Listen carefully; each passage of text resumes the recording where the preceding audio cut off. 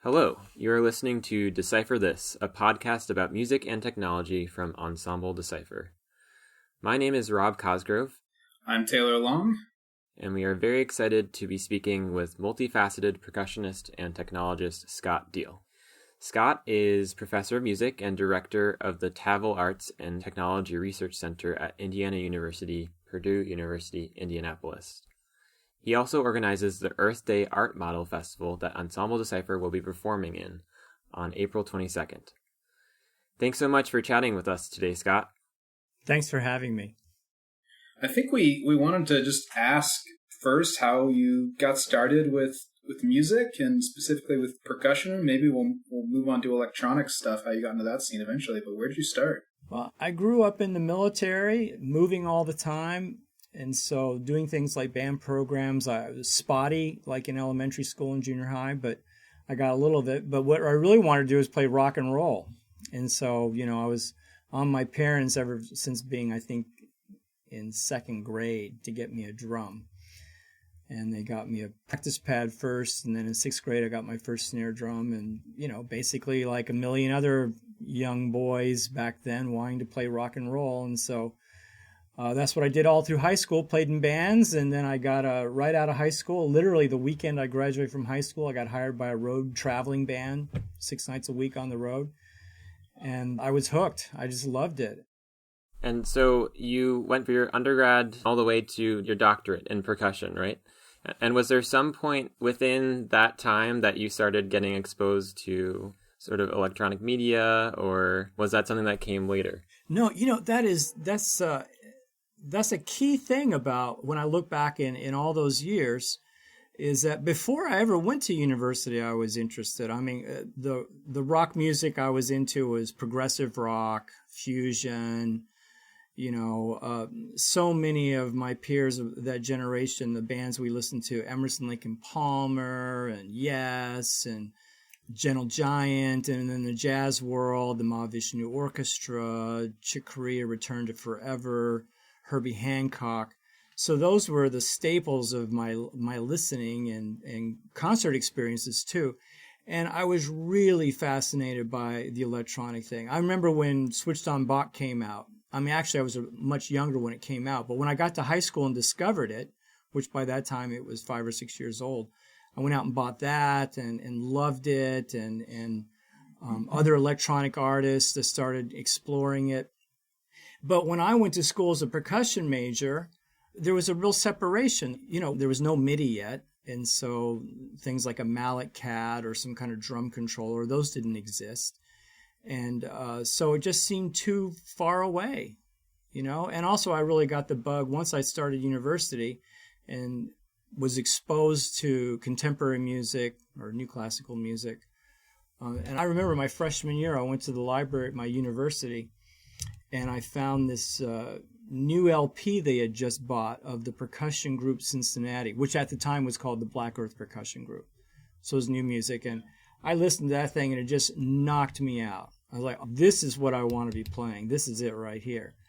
And so, electronic music aside, that's the direction I went. But I always had this sort of latent desire to also do electronics. And so in the 80s is when MIDI started, and I was out in the world and not really within range of doing a doctorate. I already had my master's. I did play an electroacoustic piece on my master's recital. It was a piece written in the early 60s by Ramon Fuller for a tape. And actually it was a reel-to-reel tape for tape and 2 percussionists. So that was really cool. It was fun.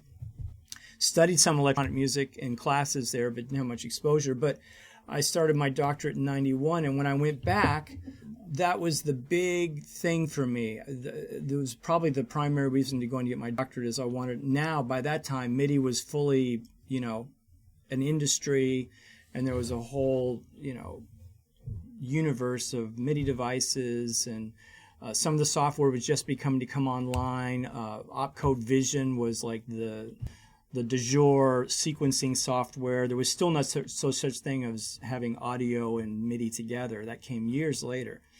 But I really wanted to get at that, and so I went to the University of Miami because they had a really strong commercial music and studio engineering, music engineering program.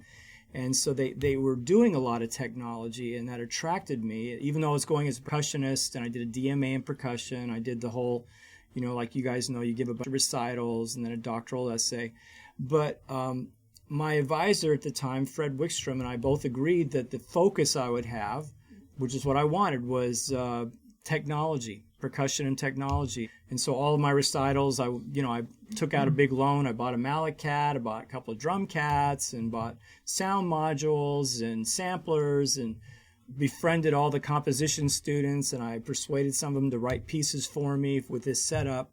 And so all the recitals I did had traditional repertoire, but also would have new pieces using MIDI and sound modules and samplers and things like that. And so that was kind of my start, and that's when I decided, okay, I mean, everybody, the percussion world is such a big world, is such a diverse place, that is smart to, I think it's great to be a generalist, but it's always smart to get a focus and to get a thing that you're going to park on and you're going to plant your flag on, and you're going to do that over years and years.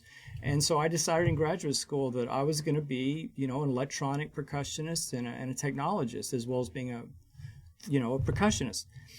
And then the first job I got, University of Alaska, they thought that was great. They were all for it. So it just, took off from there. Do you feel like anybody else was really doing that with percussion at the time? I mean, obviously there was other pieces that were percussion and tape or whatever that people were playing, but I mean, I can't think of anybody else in that era who was specifically focused on percussion and electronics. There weren't too many. The one name that comes to mind, and she was a real inspiration, was Amy Knowles. She had a mallet cat very early on. And, of course, she was playing in the California Ear Unit at the time in Los Angeles with Rand Steiger and some other people. Great ensemble. They have great recordings. You can still get CDs now. But she was really into mallet cat, and she had written about it.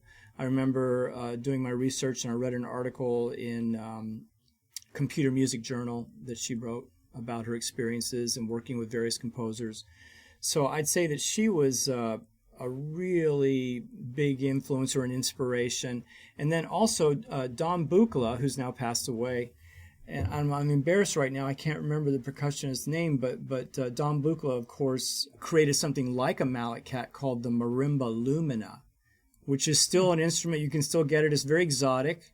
And you have to use, it comes with 4 mallets, and they all do a different thing. And the mallets have like foam where the mallet head would be as foam rubber. And there are wires on it. So you have to learn specifically how to use the marimba lumina as an instrument by itself. It's not just like MIDI and you turn on and you play what you would normally play acoustically. But I was really inspired by that too, that, okay, this is really taking off, or at least the seeds of taking off were there. And there was a lot of excitement at the time. Now, I know there were other people doing it. While I was in graduate school, people were giving presentations using the drum cat, which is also alternate mode, the same people that make mallet cat.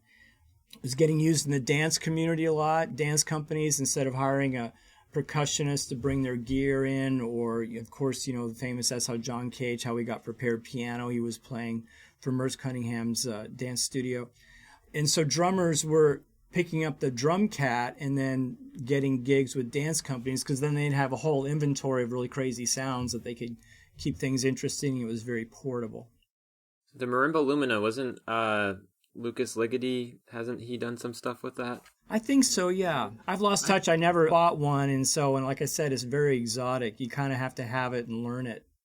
I'm interested. We were going to get into this a little bit later, but you're bringing up some ideas about sort of the diversity of percussion and having this focus. We've been seeing, both Taylor and I are percussionists by trade, but we also have, delved into technology. And I'm wondering if there's a certain sort of attitude that you think maybe percussionists have because it is so diverse, or if it's a certain type of openness to new ideas or something like that kind of predisposes us to get into these types of things. Oh, I think that it's tailor-made for the brain of a percussionist, because it's the same, a lot of ways, the same set of challenges, like percussion, especially classical ones in the new music world. For instance, you get a multi-percussion solo or a multi-percussion that's part of a chamber piece, and suddenly you've got a whole new world you have to learn by learning what the score is. It's going to be different every time, and sometimes it's graphic, or even the way it's laid out on the staff, if it's a traditional staff. You always have to sort of like start over and, like teach yourself how this multi-percussion setup works as an instrument. And so since we have like a million things to play, you're always kind of in learning mode, don't you think? And I think that that's a lot different than if you just sit at the piano and always play, or the violin, and those instruments are great. And then the other thing I would add to the electronic thing is that, well, they're both noise, and they both came of age.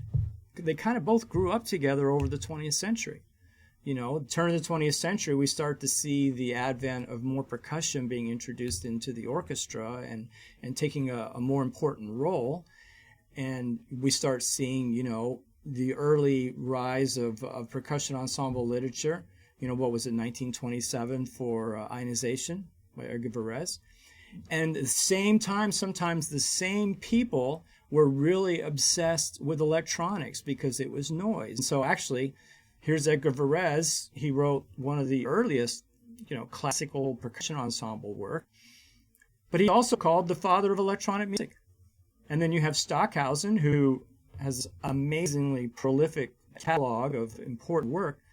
But he was also a really important electronic music composer. And then also Cage, the same. Cage, not so much as electronics, but he definitely got into it. And he was part of the whole scene here in the United States with that. I think he left it after a time, finding it not quite to his taste. But certainly these people they sort of have a mythological status in the percussion world. They were also very important in the electronic music world. And so I do think that there is this symbiosis that these two genres, dealing with noise, sort of start at the same time, and then they flower over this century together.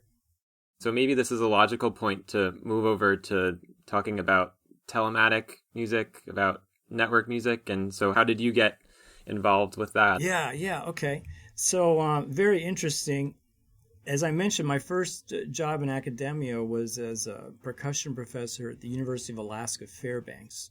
It's a wonderful school, and I loved living there and working there. I was there for 12 years.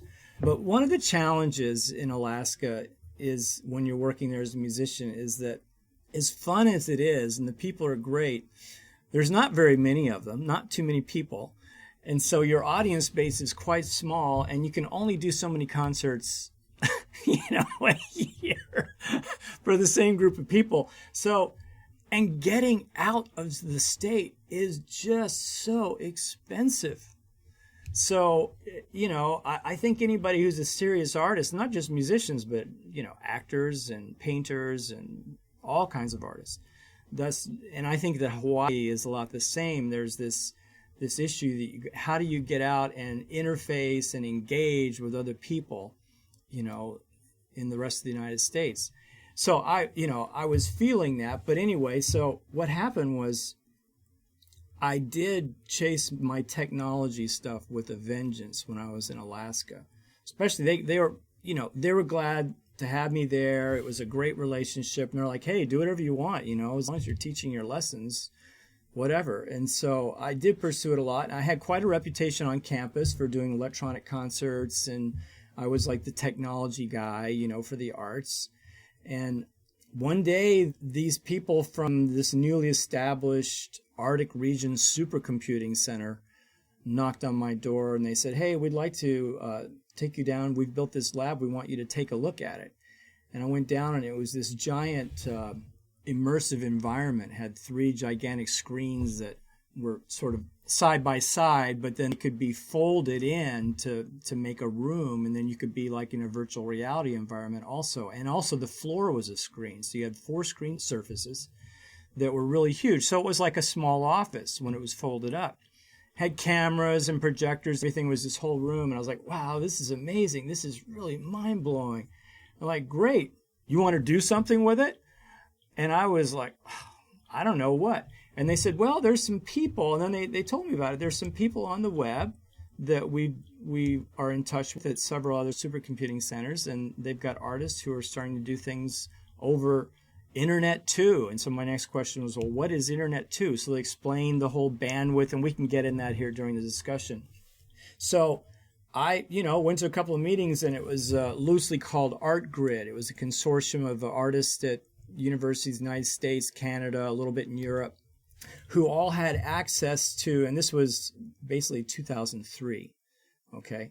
And so if you think back to bandwidth in 2003, it was almost non-existent, But since the 90s, huge multinational corporations have been laying what we now use today, the fiber optic cable. They've been laying it through the oceans and across continents, but the only people that had access were research universities and museums and people willing to pay a lot of money for it.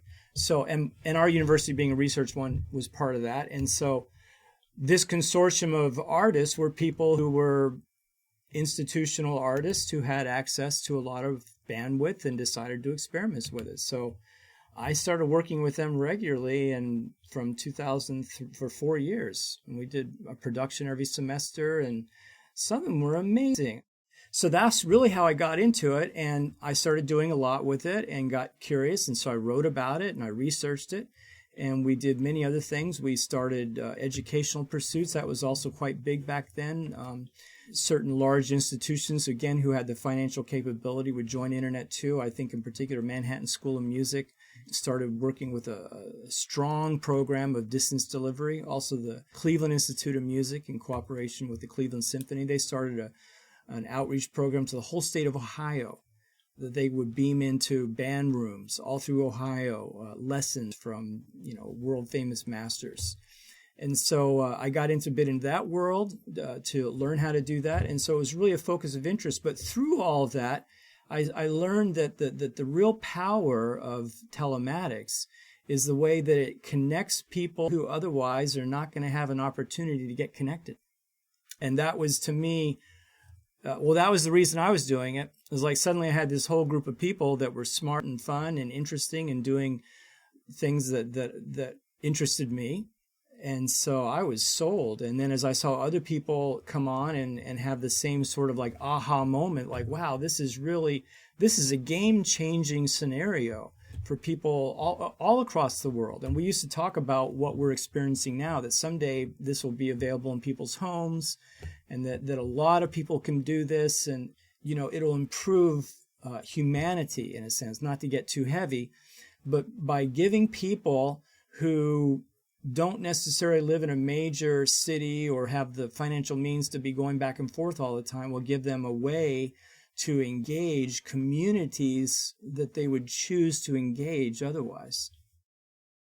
Yeah, I guess you're already touching on this, but one thing I'm curious to know, since Rob and I and Ensemble Decipher kind of have been dipping our toes in the network music, telematic music scene in the last year, partly out of necessity, but also out of interest, and it's relevant to what we do as an ensemble regardless of the pandemic. But how would you say things have changed since 2003 to now? Because it's been 18 years, and then where do you think we might be in another 15 or 20 years? I think the biggest thing that's changed, well, a couple of things, but they're all grouped together. One is the access to high bandwidth. If you live now in North America and also in Europe, but I think actually Europe, well, I can't say how it is because I'm not there, but it seems like right now we have a little bit of an edge on that. I could be wrong. But if you live in a major metropolitan area, now you can opt to get up to a gigabit of download speed on your bandwidth for a very affordable price. I think it's like $50 at $49.99 being advertised by one company, a major one. So that's huge, because that's even more than a lot of these quote-unquote Internet2 institutions had in the 90s. And they were doing really robust, incredible things. And it was exclusive. See, it was an exclusive community, where now it's really gotten broad. So that, then also the second thing is that the price of professional level, or let's say prosumer level audio-visual gear has really gone down and the quality has gone way up. And so you can afford to buy a nice camera that does 1080p and it doesn't break your bank account. Even when I started the Tavel lab, when I came here in 2007, I remember shopping for video cameras and to have an HD output and for it to be 1080p, and then you could also stream from it or into a device, but at that kind of output. It was a $7,000 camera, Sony XD cam. Where now, I mean, it's on your phone. So that's a big change. I'd say those are the two of the biggest ones, that you can afford it and you can get the bandwidth. And I think even before the pandemic, I mean, the pandemic obviously saw this huge wave of people going online and doing activity. But I'm convinced that a lot of the reason there was such a large amount was had already reached the point where it was going to start happening anyway because of the gear and the bandwidth. Because other than that, the issues are the same. You got to deal with latency. You have to get a good microphone connection. You have to do a lot of testing of audio. You have to sort of calibrate your space to make it acoustically work. You have to think about that. You have to think about the basics of having a good camera angle and good lighting and, communicating well over the web. And it's still a pain. It was a pain back then. We used different software. We used what's called the Access Grid back then, which is a fascinating story. And now there's a plethora. There's Sonobus. There's Jack Trip, which has been around for was also around back then. There's Nettie McNetface. There's Jamulus. So the number of things is the same, and the accessibility, but the basics of doing a good online performance are almost identical to 2003. Yeah, it's interesting you're mentioning some sort of accessibility factors. We had Sarah Weaver on the podcast, and she says it's always been intertwined with doing networked music is this accessibility. People are, they're affiliated with universities. That's kind of how it started. They had the infrastructure, they had access to supercomputers. But I think that's one of the big things that has changed in the last 20 years is the accessibility, right? And I mean, obviously still that's always going to be a problem, and it's always going to be intertwined. But it is nice that now we're getting to a point where more people can do it from their phone. I mean, that's amazing. Totally. Yeah, so maybe this is a good time to talk about Earth Day Art Model. So this has been, how many years now have you been doing this? Well, this is our second one. So we've just started last year. Okay. Yeah, it's very exciting. I guess Earth Day Art Model came about because I've always had a real interest in how the climate is being changed and, what our environment, what we're doing to it. This goes all the way back to my time in Alaska at the university. Really what University of Alaska Fairbanks is known for is its science area. And it's the home to the International Arctic Research Center. And so they have world-class scientists who are studying climate change up in the Arctic. And in fact, I married one of them. I see. But I have many friends in that field, mostly through my wife and getting, to know them through her, but then also just colleagues in the university. So, and of course the opera, that's where the opera came from. We talk about that. So I felt that the idea of artists getting engaged with climate change data and climate change discussion, especially if you are in a university, was a critical issue. Our peers, our science professor peers or science research, they don't even have to be professors, researcher peers, our colleagues who also use computers a lot and also who, inquiry and research is a part of their life. They've been uncovering what we're doing to our planet for a very long time, and I think it's incumbent upon those of us who pay attention to a little bit to join the club to try and get the word out and to foment discussion and to do what we can. And there's actually in the arts a lot we can do to help the world understand, to have this as part of a discussion. And it is happening. There's many, many artists doing it. So I felt that it's a universal topic that everybody on the planet can talk about. Therefore, it was perfect to do a telematic festival for it, because with minimal expense, I mean, if you think about, because it's a global festival and we have artists from all over the world, all the continents, to have that kind of group gathering over 24 hours, if you're doing it in a specific place, it would cost tens of thousands of dollars, maybe, over $50,000. We're here, it's a small fraction of that, and we can engage, we can broadcast this, and again, sort of advance the conversation. And so I thought about it for a long time. I've had this idea basically since we finished Auksalaq. We finished creating that and premiering it back in 2013-14. It's still, it still gets productions, but in terms of our focused work of creating the whole thing and getting a premiere out and doing all those things and establishing it was earlier. Ever since I finished that, I thought about, the next thing should be a festival, but I was always really scared to death to, take it on, because I knew that the way to do it, if you do it, you have to do it every year. You can't just do it one time. And so it was always like, do you really want to get stuck with this thing?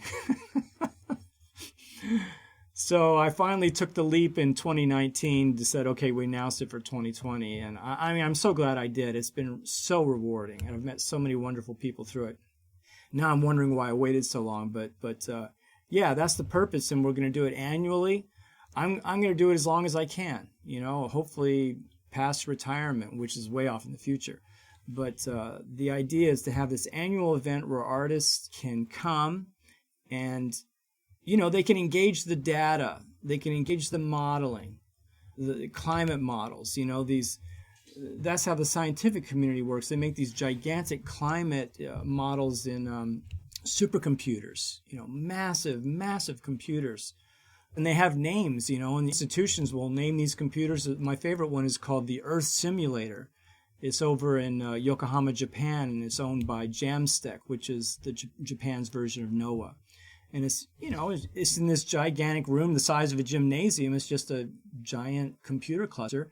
And then it performs, many trillions of calculations based on all this climate data. So with Earth Day Art model, that served as a real inspiration, that people built something like that and they're doing those things. And so that artists can, hey, we're doing computer interactivity. We're not creating models, but we're certainly doing a lot of work now with electroacoustics and, audio processing and video processing. Now is basically kind of an everyday occurrence. So we're part of that community. We need to be speaking out as well. And that's the whole motivation for it. Do you maybe tell us a few of the other projects or presenters this year? I know there's a bunch, but what types of things can people look forward to seeing? Yeah. So you could do live telematics, or you could do fixed media. It could be a video work, or it could be an audio, like an acousmatic piece or a field recording. And let's see, what are some of the really cool ones? Well, I'm going to be going through so many of them. You guys, your thing is going to be very exciting. A whole concert of works by New York area composers. That's a very exciting one. Then also, one I was just looking at this morning it's a video piece, but it really pertains to our Earth Day Art model. It's by a composer in the UK, Amanda Stewart, where she analyzes the magnetosphere of the Earth. And it's this whole piece based on the magnetosphere. It's a fantastic piece, really fantastic. Neil Rolnick, who lives in New York, composer in New York, has a work. Again, it's a video piece, but it's fascinating. He wrote a string quartet for it. But it's on the rising of the oceans, and so it's a video of a map of 4 large cities throughout the world. Miami's one of them. I can't think of the others. They're all different parts of the world. But then it's showing the extent of water level in the city. They're all cities like Miami. Of course, Miami's right on the ocean. So the extent of water and what is predicted, these models predicting over the next 4 or 5 decades. And you can see more and more water accumulating. Andy Drema is an artist in Michigan, and right now the title of his work escapes me, but he does a great deal of work with sonification of weather data from NOAA. And so in his pieces, we'll always say sonification of Noah, and there's going to be some kind of musical, the way he's decided to use it musically. So that's just a few. We also have some panel discussions that are going to be really cool. There's going to be a panel discussion on the nexus of art and science in an earth science context. And that's going to be moderated by Mary Beth Lay, who is an Arctic biologist up at the University of Alaska, quite a well-known biologist, but who's also a fantastic cellist and a dancer, very creative person. And she does seminars on bringing art and science together. There's also going to be another panel discussion on the Anthropocene by a young researcher at Emory University named Ramona Afana from Palestine. And she's invited this panel of professors that she knows to be part of this. So all kinds of interesting works. It's going to be a great 24 hours. Yeah. Yeah, we're super stoked just for it. a wide variety of different things, which is that's so great. And to bring these people together that maybe would not have conversations otherwise, or right. Are working on similar things, but they're separated by distance, physical distance. I think that's really important. I'm thinking maybe now is a good time to play a clip. And so maybe you could talk a little bit about this opera that you worked on with Matthew Burtner, and then we can play a little bit of it. That was an amazing project. Matthew's a brilliant person, composer, and thinker. And also concerned about climate change. Very much so, environment. Yeah. And he considers himself an eco-acoustic composer, and so much more. He's really, he's a force of nature. And so the opera came about, I was in Alaska, it was in 2007. I didn't know I was moving yet. But some of my science friends said, Scott, you should do some kind of big music thing on all this stuff. And so I started thinking about it, and I was, of course, already very involved with telematics. And so the idea of doing a telematic opera on climate change in the Arctic, I thought that would be... And also I thought maybe I could get a grant or two out of it, sounded real science-y. So, but, look, I love to compose, but I'm not going to compose an opera. I'm not that kind of composer. Would you say that's hard to do?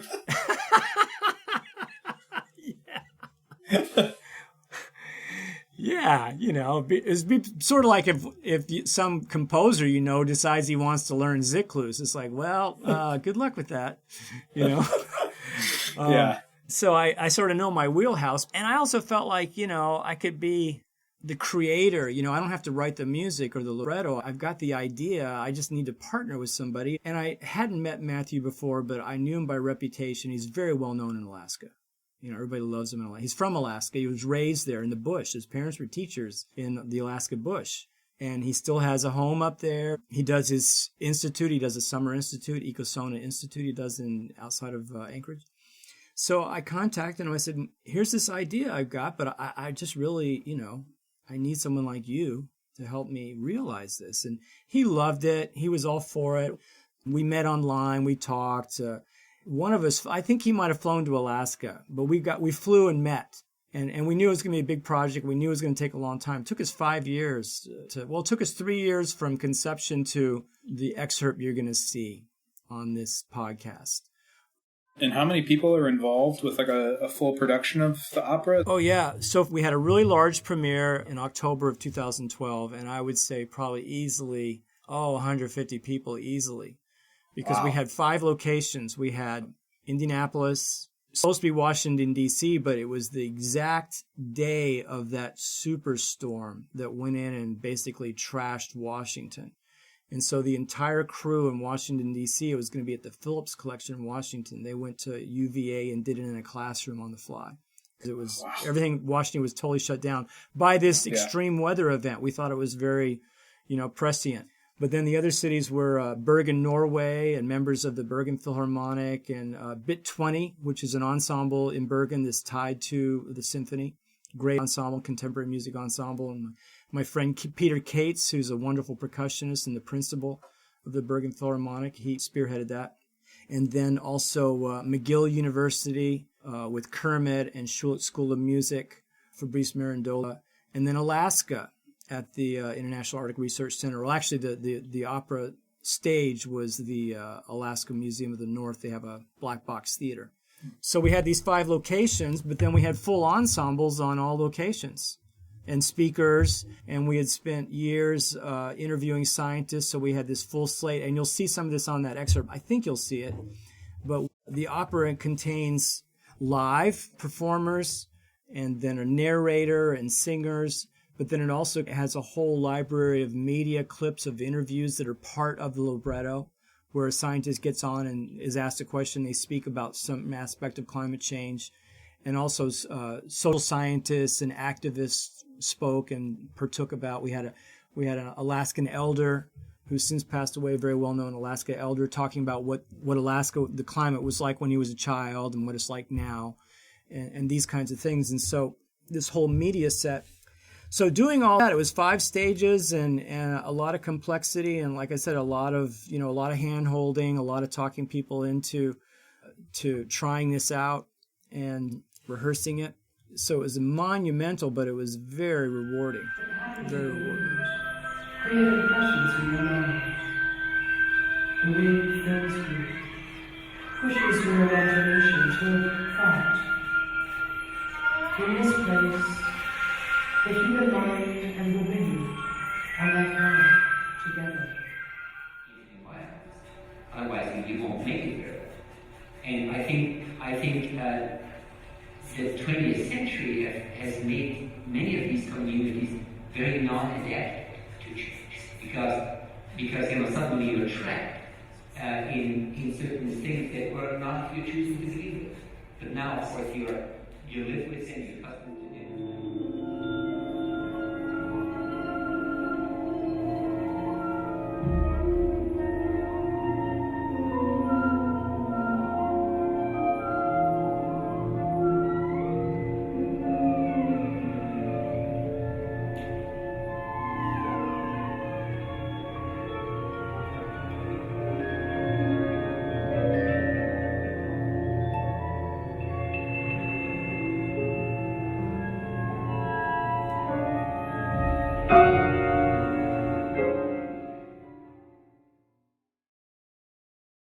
So you had a couple more thoughts about this opera. I'm just wondering, what else were you thinking?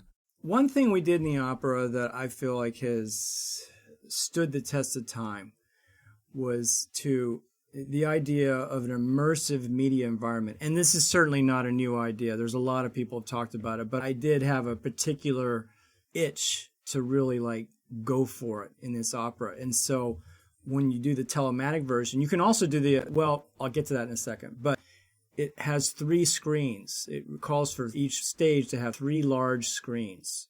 And I think that goes all the way back to when I was in that Discovery lab, and they had this thing that had 3 screens. But the idea, and at the time, if I traveled and had a TV in the hotel room, see CNN, and I'd see the news, and there'd be one square was the talking head, but then there was all this other information. You're getting the weather, you're getting the stock market, you're getting news flashes. And so this whole idea of lots of information coming at you in one source that you can pick and choose. And so we decided to do that with the media component of the opera. And I think that it's one of the things that really makes telematics a very strong medium.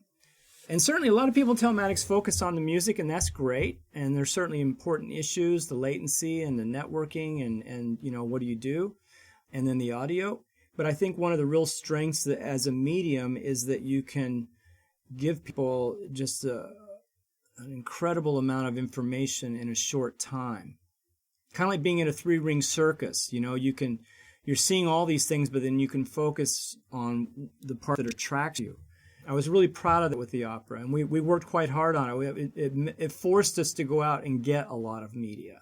We'd hit scientists up. Like when you go to a conference and you give a presentation, you give your little PowerPoint, and in music, you show a 15-second video of a performance of something. But in science, they make these animations of these computer models, and the animations change and the weather and all that. Some of them are just beautiful. And so we were talking to these scientists and giving us their animations, and then we put them in the opera. And so so that's what I wanted to mention, that telematics can be really media enriched, and it's very rewarding. So the question I had about the opera is, how did viewership work? Yeah, because you have people in all these places. Obviously people are watching online, but what did that look like? What were they seeing? And that's so funny. We had very few people online watching. Oh, okay. So it's mostly in-person audiences in the various sites? Yeah. And now that, that's how quickly things have changed in a decade, that we didn't think about it going online. In fact, it was an idea of one of the sites. Actually, it wasn't even one of the sites. It was an art gallery in New York City, and they wanted us to stream it to them, and they would do like a show, and then they would have this opera going on in the background. And we thought, oh, what, like stream it from, okay, sure. But we hadn't thought of it because we were thinking just really the audiences that were going to be on the stage, that they were connected via the internet. And in the advertising, we told people, bring your iPad or bring your personal assistant. That's what we called them back, 10 years ago, personal assistant, like a phone with everything on it, right? They were still fairly new. Or a laptop. And we will assist you. You can plug in and get into the network system where you can be, and this is part of the opera, where at any point in the opera, one of the screens was called the Thought Wall. And this was actually Matthew's idea. And it was a very exotic chat room is what it was. And it was beautiful to look at, but anybody at the sites who were watching who had logged in could type what they were thinking about what they were learning in the opera. And then at various points, the way the libretto worked was that the narrator, who was sort of a master of ceremonies and sang through the opera, but also asked questions and say, well, what do you think of what we just talked about? Or what is the weather doing in your location? And then people would type it. So Norway, and it'd be in Norwegian and this and that. And so everybody was communicating, and it was really cool to see. And again, it was sort of this another level of something to be able to take in rather than just sitting passively. So the audience actually could become part of the music itself. And that's kind of another layer of being immersive. Yeah, I mean, it seems like the obvious thing to do now in 2021, but I'm just thinking back to like 2010 when you were working on this, and that would not have been an obvious idea at all. I mean, that's super ahead of its time. And even at some points in the libretto, the singer is supposed to choose text from the thought wall, because she would have a screen right in front of her so she could see the thought wall at all times. And then at certain points, she sang what some of the people had texted. So another thing that we were discussing during the break was we were talking about the potential futures of telematic music. Well, I'm just so excited to be in this field. Basically, it's humanity's 30-year experiment in going into the virtual world. That's how I look at it. And it is like it's a new world. And it's getting bigger and more robust and more expansive. It's getting more expensive in some ways, but then when you think about the availability of bandwidth, it's really gotten cheaper in that context.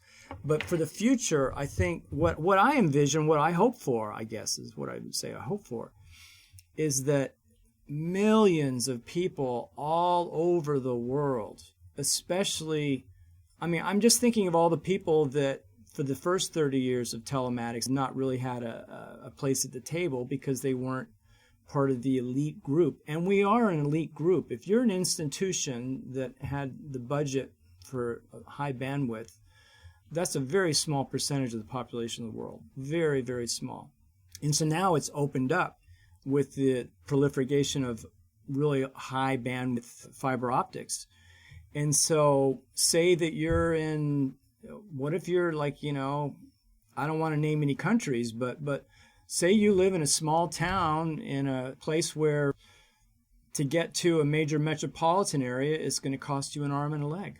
But you want to get your art out. You want to express yourself. And also, you want to be able to choose the community of artists that you engage. And that's the thing about contemporary music, and you guys are, just like me, new music performers, and actually technology is becoming a much bigger part of that than it used to be. It's becoming kind of like you have to know this stuff now. Then people graduate, and suddenly they're out on the street, and they don't have access to all these wonderful facilities anymore, and all the things that come with being at a university. They're back to their hometowns, and it could be, in a small town in Colombia. Or it could be in the middle of China. It could be in India. And then if you want to go to a festival of like-minded people, that's you're kind of unless, like I said, you spend a great deal of money, is kept away from you. And so I see this as an opportunity for the world to be able to engage a new kind of music and a new kind of art and a new accessibility where you can be anywhere and the venue is any place. You know, it's not a stage, it's not a black box, it's anywhere you want it to be. And I think that this will, I mean, it already is having a transformational effect. But just like we've seen, you know, the recorded music world have a huge transformation. Huge. Like basically all of us get most of our music online now. Wouldn't you agree? I mean, no, I know the vinyl thing is cool. It's wonderful. But that's also fairly small. But I'd say 95% of the music I get access to is via online. And I think that the next thing to happen now will be this growth of being able to perform online, and it'll become normal, especially this past year, how everybody's figured out, you know, okay, I need to get like a desk light so my face looks better on Zoom, and get a web microphone, and get, you know, kind of improve the acoustics and visuals of my space. And so everybody's thinking that way already. And so in 10, 20 years, it could be that there's these massive, like, you know, that, I mean, it'd be the same as if you grew up in LA or New York, and then, hey, what am I going to do this weekend? Oh, there's this really interesting new music concert by some people. Who's this John Cage person? I think I'll go to that. It sounds interesting and it's free, you know, or it's $5. But those days are kind of over, you know. Now everything costs, and like it's really hard. If you, even in the Midwest, if you live in a small town in the Midwest, this might as well be another planet to go to a concert like that. But when you get online, suddenly you can be with these people, and you can go to those events, and actually you can make your own event like that and get an audience. And so in that respect, I think the most exciting part of this is yet to come. I think that's a good point to leave out on. Before we go, we just want to plug our performance at the Earth Day Art Model, which is happening on April 22nd, and it's a 24-hour festival. There's going to be all sorts of different presenters and performers and live and pre-recorded performances. But I think we'll go out with a recording of the Avatar project, which is a really interesting project where you're improvising with a computer. Right. So if you want to just talk a little bit about that, and then we'll play the clip, and I think that's good for us today. Very exciting field, machine learning, artificial intelligence, and music. A lot of great things going on. And of course, we all stand on the shoulders of some of the giants that started doing this after starting really kind of, you know, with the birth of the computer or the rise of the computer. But in particular, David Cope, George Lewis, in the 90s, developed the Voyager software, which largely does the same thing, but it's in a MIDI context. So, you know, and many others that I can't think of right now.